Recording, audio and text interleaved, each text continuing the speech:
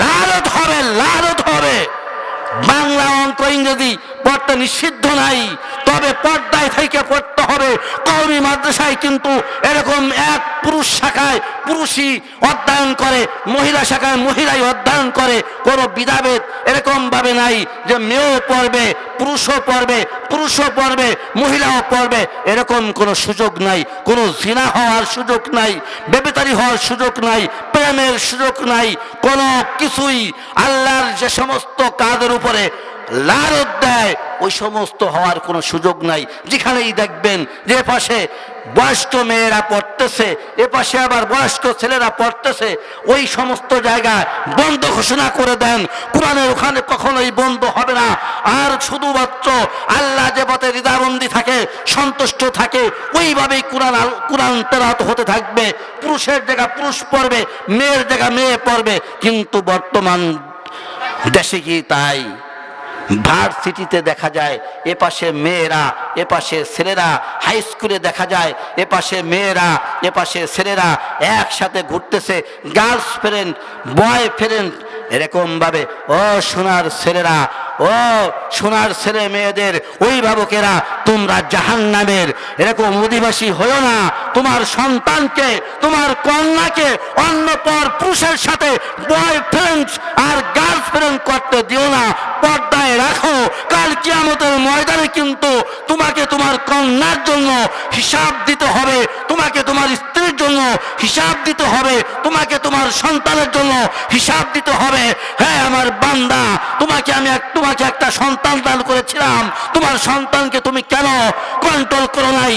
তোমার সন্তানের সাথে আর একটা বেটার মেয়েরা ঘোরাফেরা করত, জিনা করত, ব্যভিচার করত, তোমার সন্তানকে তুমি কেন কন্ট্রোল করো নাই? তোমার মেয়েকে তুমি কেন কন্ট্রোল করো নাই? বাবারে, এই আমলের কারণে কাল কিয়ামতের ময়দানে জাহান্নামের অধিবাসী হয়ে যাবে। সত্যনের পথে জাগাবে দুনিয়া। First Mamun media. আল্লাহ বলেছেন, মানিল হামদু ইয়া আব্দি, কার প্রশংসা করলে হে আমার বান্দা? বান্দায় তখনই বলেছেন লিল্লাহি, আল্লাহর জন্য প্রশংসা করলাম আমার আল্লাহ। তখন বলেছেন মানিল্লাহ ইয়া আব্দি, আল্লাহকে হে আমার বান্দা। তখন আবার বান্দায় বলেছেন রব্বিল আলামিন। তখন আবার আল্লাহ পাক রব্বুল আলামিন বলেছেন হে আমার বান্দা, মার রব্বিল আলামিন ইয়া আব্দি, রব্বুল আলামিন কে হে আমার বান্দা। এরকম ভাবে যখনই বান্দা যখন আল্লাহর শুকরিয়া তার আদায় করেন, তখনই আল্লাহর সাথে বান্দার সাথে কথোপকথন শুরু হয়ে যায়। আলহামদুলিল্লাহ, সুবহানাল্লাহ। যখন বান্দা যখন সুবহানাল্লাহ বলেন, তখন আমার আল্লাহ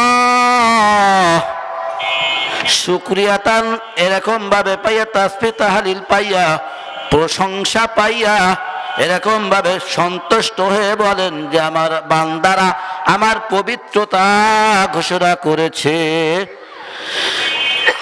যখনই বান্দা সুবহানাল্লাহ তেলাওয়াত করেন, তখন অগণিত ফেরেশতারা ওই বান্দার জন্য জান্নাতের মধ্যে একটা বৃক্ষ রোপণ করে দেন। সুবহানাল্লাহ।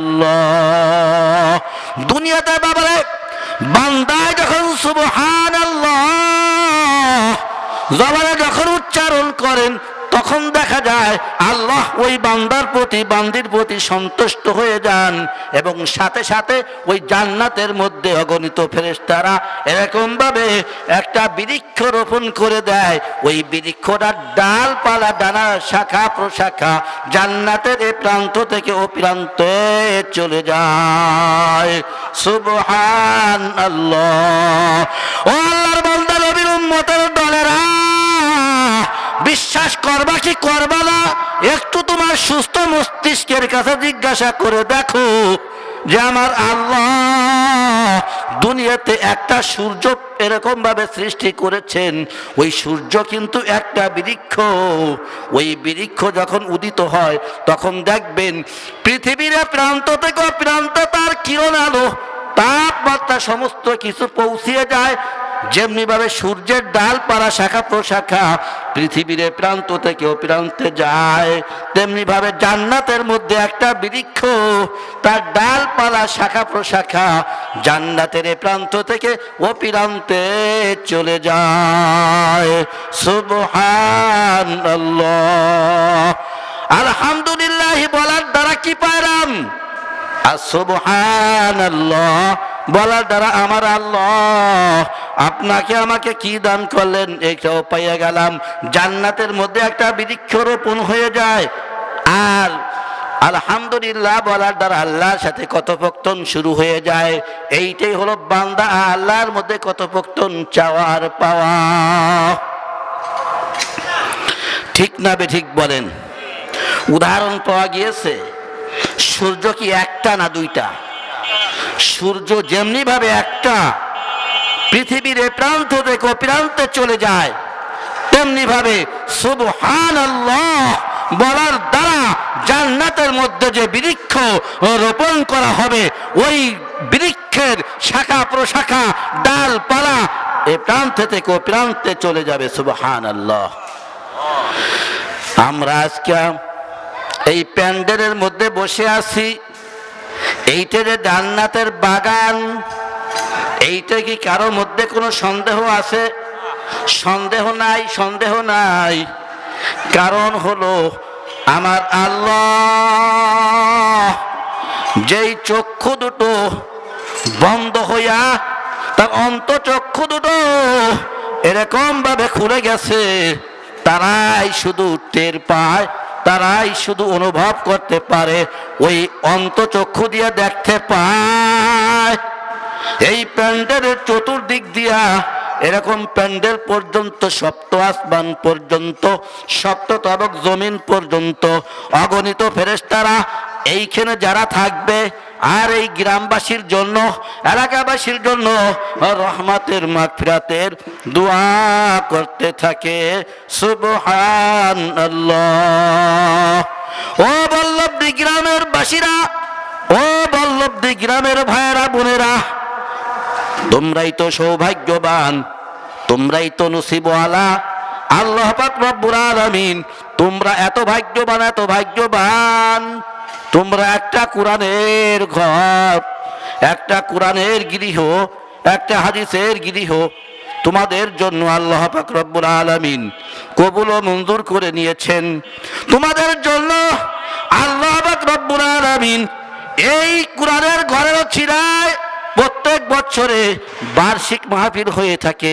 এই বার্ষিক মাহফিলের কারণে এবং সর্বক্ষণ যে কোরআন তেলাওয়াত হতে থাকে, সর্বক্ষণ 24টা ঘন্টা কিন্তু তোমাদের এই জায়গায় এরকম অগণিত ফেরেশতারা সপ্ত আসমান পর্যন্ত, সপ্ত তবক জমিন পর্যন্ত, এই ফেরেশতারা তোমাদের জন্য, কবরবাসীর জন্য, যারা এই মাদ্রাসায় সাহায্য করেন, সহযোগিতা করেন, তাদের জন্য রহমতের মাগফিরাতের জন্য দোয়া করতে থাকে। সুবহানাল্লাহ। আমরা কি সৌভাগ্যবান? না, দুর্ভাগ্যবান। বলেন, যেখানে কোরআন তেলাওয়াত করা হয়, হাদিস, নবী মুহাম্মদ সাল্লাল্লাহু আলাইহি ওয়াসাল্লামের হাদিস তেলাওয়াত করা হয়, ওই জায়গার মতো পরিচ্ছন্ন, পবিত্র, সৌভাগ্যবান জমিন আর দ্বিতীয়টা হতে পারে না। সুবহানাল্লাহ। সুতরাং বল্লভদি গ্রামের বাসিরাদের তো আনন্দে উল্লাসিত হওয়ার দরকার যে আজকে আমাদের গ্রামে একটা হাফেজিয়া কুরআনিয়া, কোরআনের গৃহ, কোরআনের ঘর, হাফেজি মাদ্রাসা 24টা ঘন্টা নিজামে আওকাতের সাথে এরকম কোরআন তেলাওয়াত চলতে থাকে, আল্লাহর সাথে কথোপকথন হতে থাকে, আযান হতে থাকে, নামাজ আদায় হতে থাকে। এইটাই হলো সৌভাগ্য, এইটাই হলো, এখানে কখনোই গজব আসতে পারে না। এইখানেই কিন্তু রহমত বর্ষিত হয়, এইখানেই কবরবাসীদের জন্য রহমত যাইতে থাকে। ইন্নাহু লাকুরআনুন কারীম।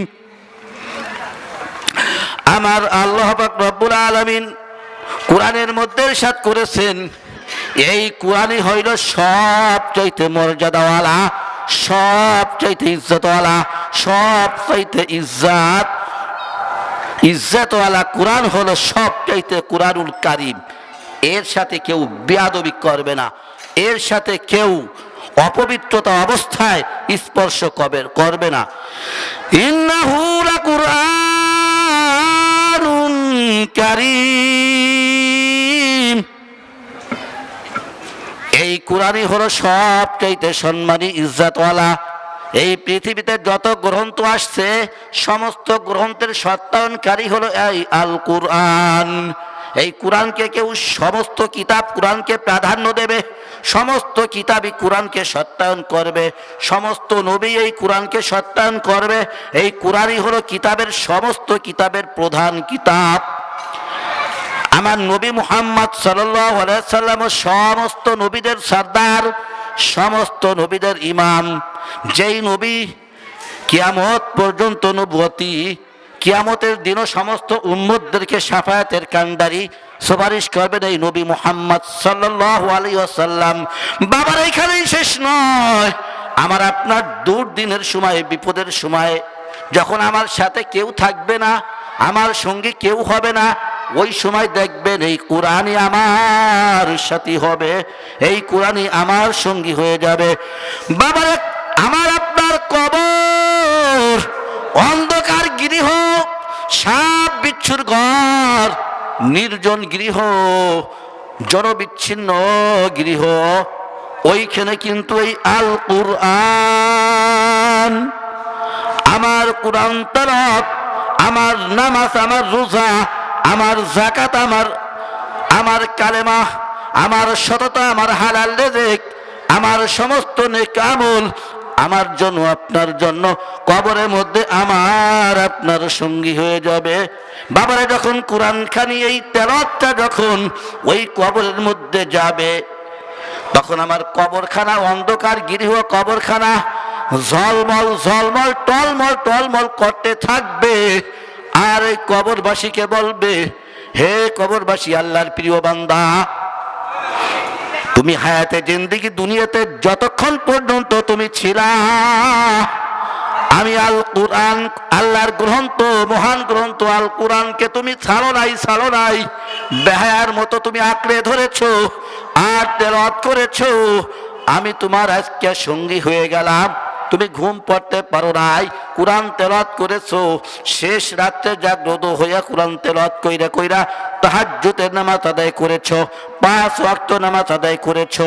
আজকে তুমি কিয়ামত পর্যন্ত ঘুম পড়বা, আমি তোমাকে পাহারা দিব, আজকে আমি তোমার সঙ্গী হয়ে গেলাম।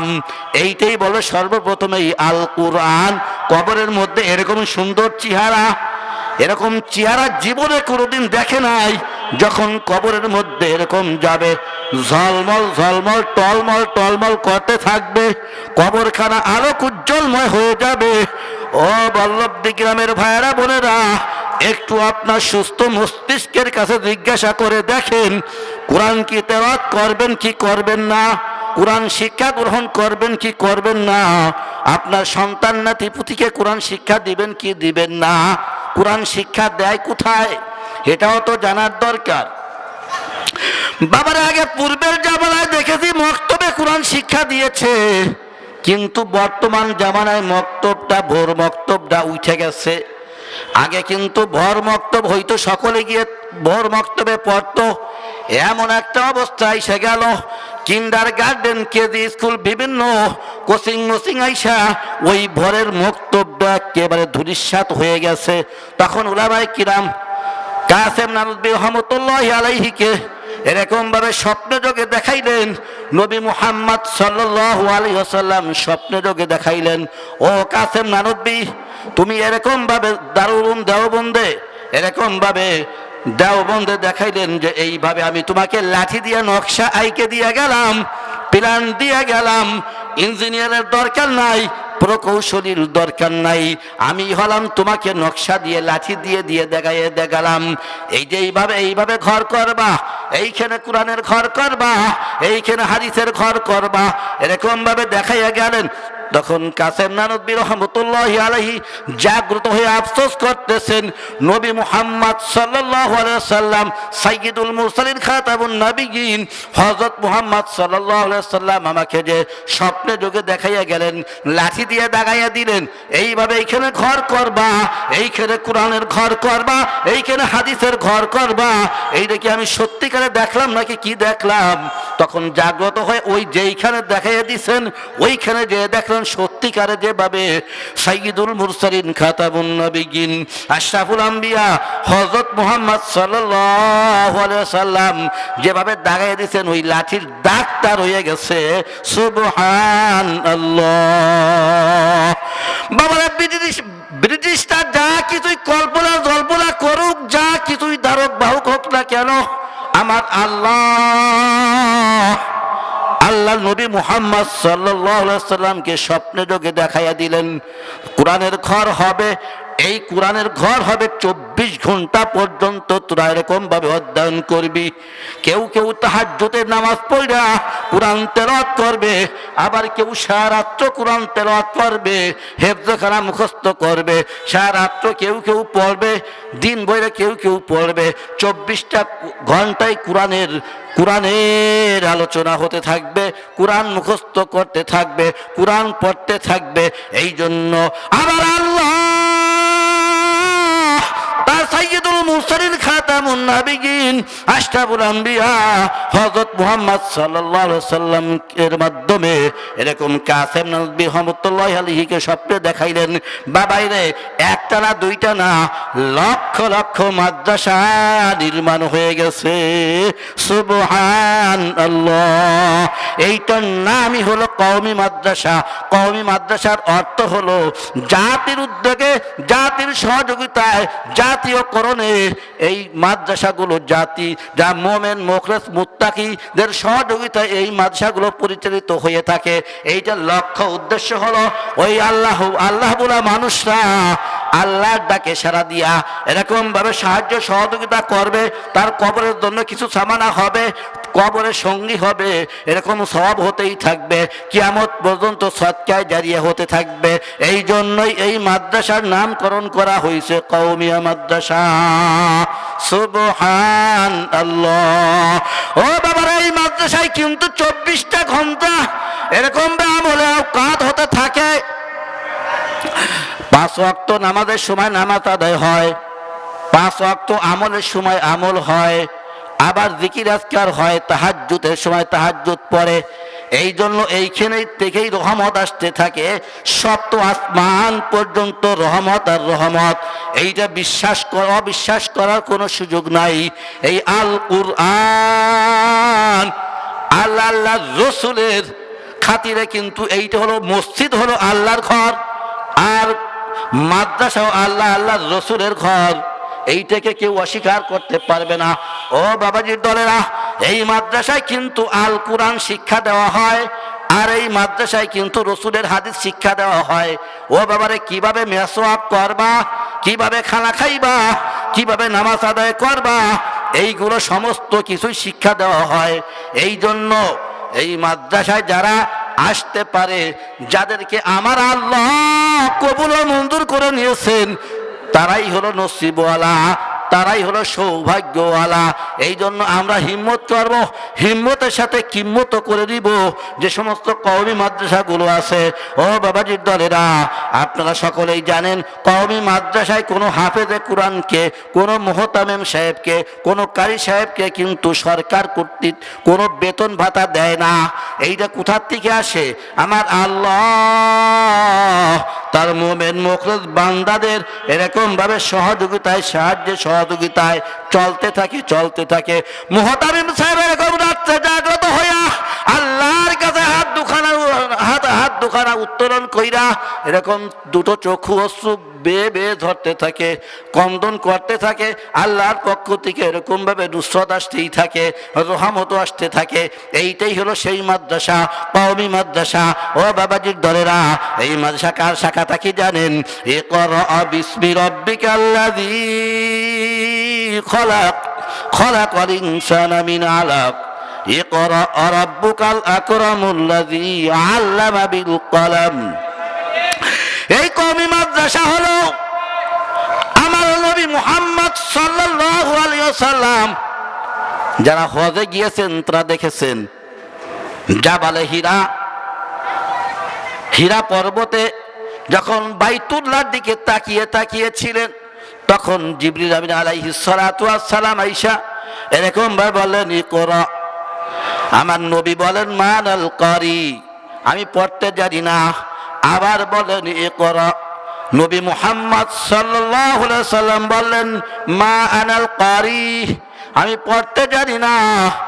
আবার জিবরিল আমিন আলাইহিস সালাতু ওয়াস সালাম যখন বললেন ইকরা বিসমি রাব্বিকাল্লাযী খলাক, এই কথা বলার সাথে সাথে জিবরিল আমিন আলাইহিস সালাতু ওয়াস সালাম নবী মুহাম্মদ সাল্লাল্লাহু আলাইহি ওয়াসাল্লামকে বুকের মধ্যে আলিঙ্গন কইরা চাপ দিলেন।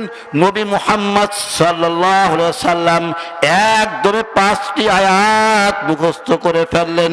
এরা বলে ফেললেন, বললেন আমার আল্লাহর নামে যখন বলা হয়েছে আপনি পড়ুন আপনার প্রভুর নামে, যেই প্রভু আপনাকে সৃষ্টি করেছেন ওই প্রভুর নামে তেলাওয়াত করেন।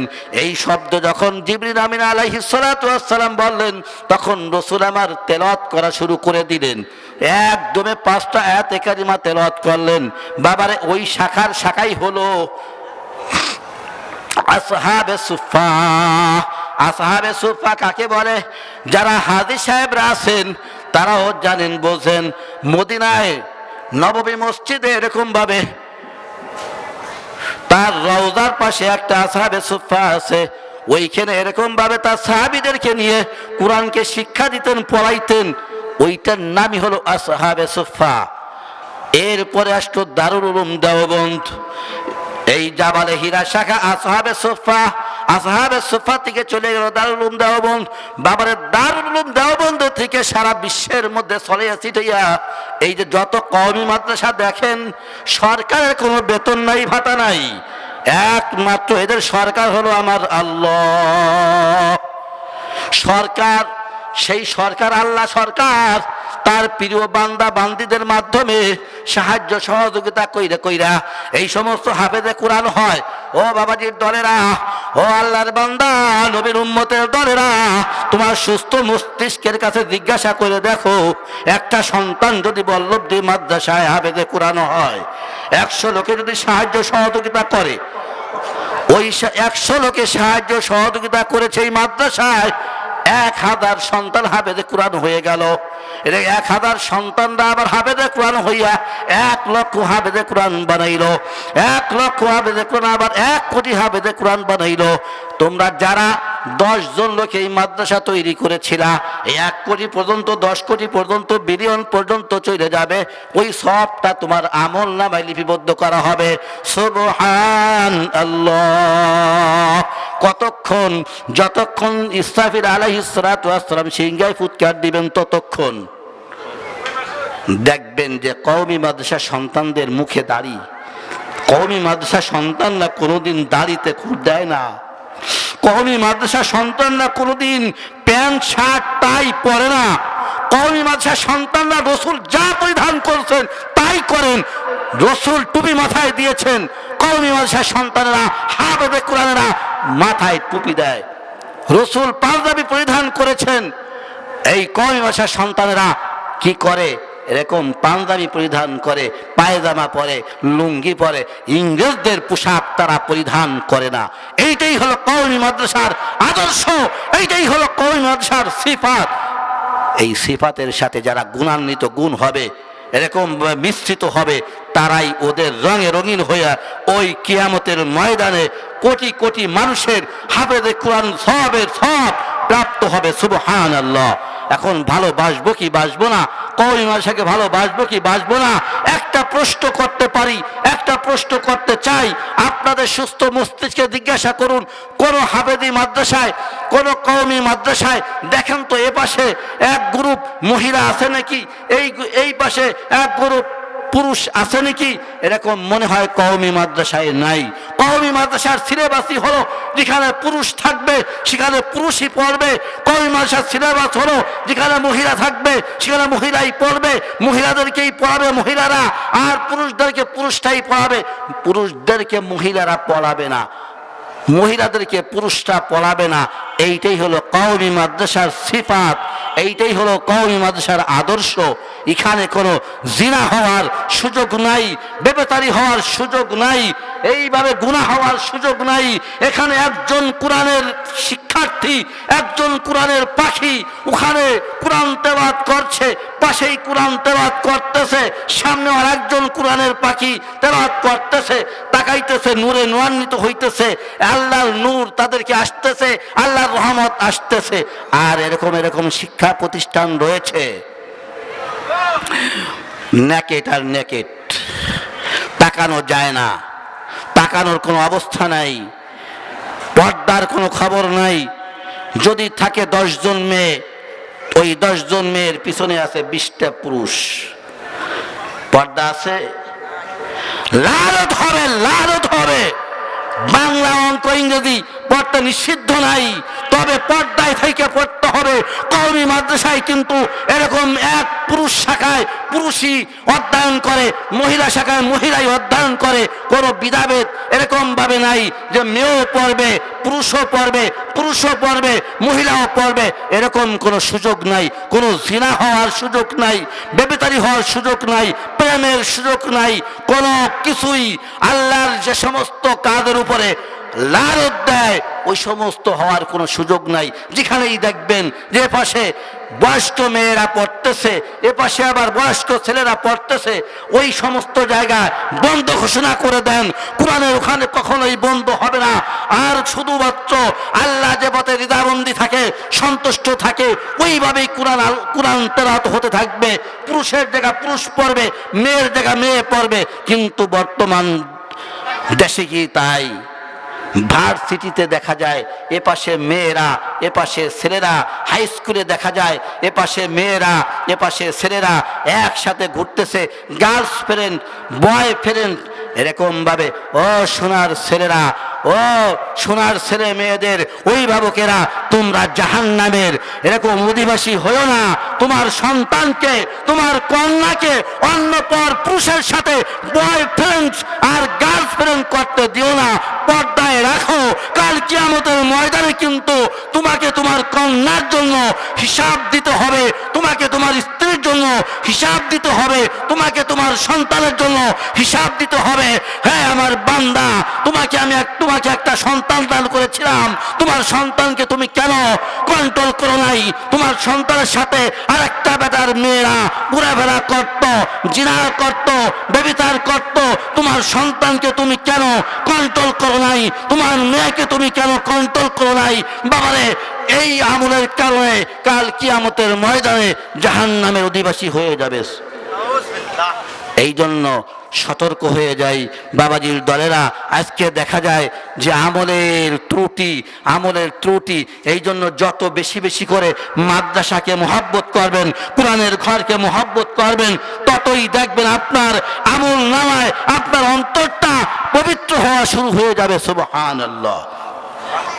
বলুন তো, একটা মহিলা মাদ্রাসার শিক্ষার্থী কি একজন শিক্ষিকা কোনো দেখবেন যে হাতটা দেখা যায়, চক্ষু দুটো দেখা যায়, পা দেখা যায়, দেখবেন হাতে 2টা মোজা আছে, পায়েও 2টা মোজা আছে, 5 পাট্টা 7 পাট্টার এরকম ভাবে বুরকা, সমস্তাকে দেখার কোনো সুযোগ নাই।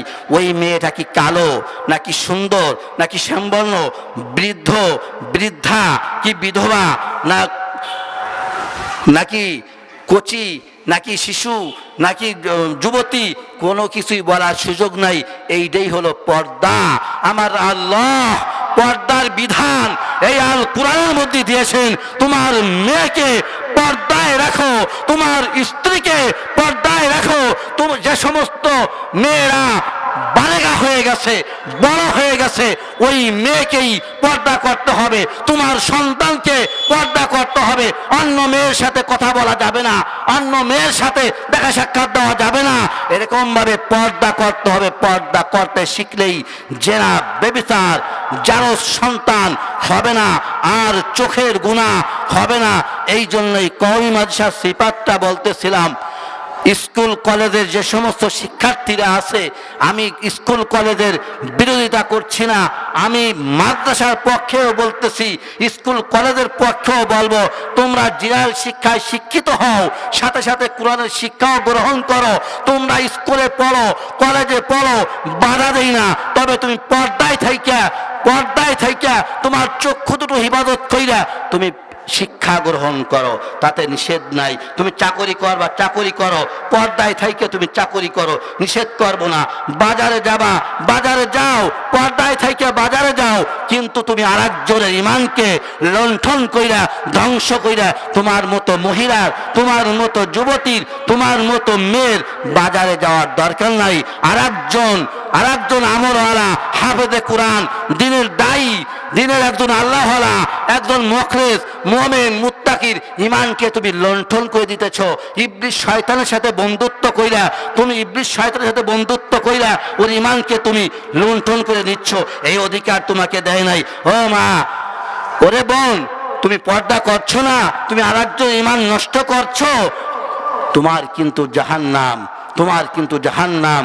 তোমার এরকম ভাবে মাথায় যত চুল রয়েছে, সমস্ত চুল কিন্তু সাপ হবে, ওই সাপে কিন্তু তোমাকে কামড়াইতে দংশন করতেই থাকবে। এখন ওরে মা, তুমি একটু চিন্তা করে দেখো, তুমি কি পর্দা করবে কি করবে না? তুমি একটু চিন্তা করে দেখো, তোমার মাথায় কত চুল রয়েছে, এই সমস্ত চুল যদি সাপ হয়ে যায় আর তোমাকে কবরের মধ্যে দংশন করতে থাকে, তোমার কি না অবস্থা হয়ে যাবে। এই জন্য তোমার চুলটা ঢেকে ফেলো, তোমার সমস্ত অঙ্গ প্রত্যঙ্গ ঢেকে ফেলো। জিনার সাথে লিপ্ত হইও না। তুমি জিনা করলেই শুধু জিনা হয় না, চোখেরও জিনা হয়ে যায়, মনেরও জিনা হয়ে যায়। আল্লাহ পাক রব্বুল আলামিন আমাদের সকলকেই কওমি মাদ্রাসার সিফাতের সাথে, আদর্শের সাথে, মুহাব্বতের সাথে থাইকা এবং আমলে ভরপুর হইয়া আমার ছেলে আমার মেয়েকে পর্দায় রাখবার তৌফিক দান করুন। আমার সন্তানকে মাদ্রাসায় ভর্তি করে হাফেজে কোরআন হইবার করবার তৌফিক দান করুন। আমার মেয়েকে একজন হযরত রাবিয়া বস্তির মতো এরকম ভাবে কন্যা মেয়ে বানাইবার তৌফিক দান করুন। আল্লাহ, সেজন্য তোমার কাছে তওবা করছি। আস্তাগফিরুল্লাহ রাব্বি মিন কুল্লি যামবি ওয়া আতুবু ইলাইহি লা হাওলা ওয়ালা কুওয়াতা ইল্লা বিল্লাহিল আলিয়্যিল আযীম। আল্লাহ, তুমি আমাকে মাফ করে দাও, আমাদের সকলকে মাফ করে দাও। ভাইয়েরা আমার, আমি আপনাদের এলাকার সন্তান, শুধু দোয়া নেওয়ার জন্য আসছি। দোয়া করবেন আল্লাহ পাক রব্বুল আলামিন যেন আমাদের সকলকেই এই জাহান্নাম থেকে হেফাজত করেন, জান্নাতের অধিবাসী হইবার তৌফিক দান করেন, আল্লাহর প্রিয় মুখলেস বান্দা হইবার তৌফিক দান করেন।